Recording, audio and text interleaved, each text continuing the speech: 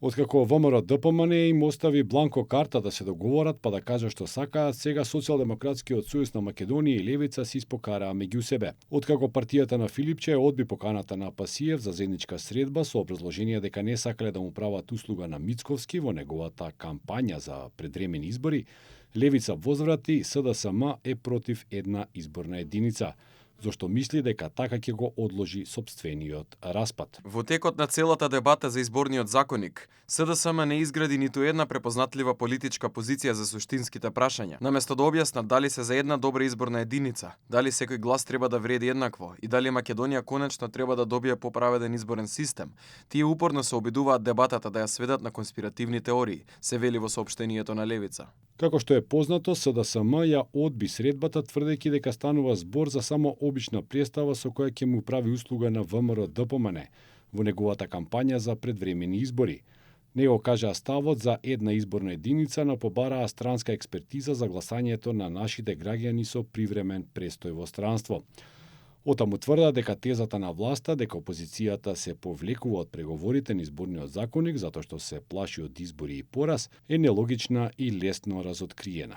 Ако ВМРО и Мицковски се толку силни како што тврдат, зошто толку инсистираат на закон кој возможува неконтролирана кражба на гласовите од диаспората?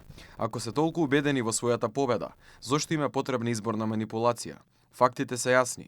ВМРО изгуби над 150.000 гласови на последните избори. Рейтингот на Мицковски е на историски минимум поради секојдневните лаги и неисполнети ветувања. Додека СДСМ и Левица се припукуваат по цели 4 месеци преговарање, измените во изборниот законник остануваат блокирани. Владеачката ВМРО ДПМН останува на ставот дека ќе прифати секаков заеднички предлог од опозицијските партии во парламентот, но повлекуваат линија на гласањето на иселениците. За нив несериозно е по периодот од 4 месеци поминати во преговори, допрва да се бараат експерти од странство. Доаѓаме до заклучок дека опозицијските партии не сакаат нов изборен законник, туку сакаат блокада.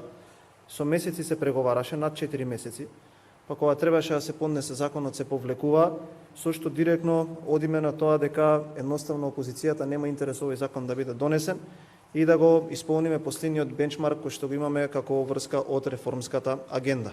Од владеачката партија порача и дека најголемата последица од блокирањето на изборниот законник од страна на СДСМ, Левица и ДУИ ќе ја почувствуваат македонските граѓани кои живеат надвор од државата.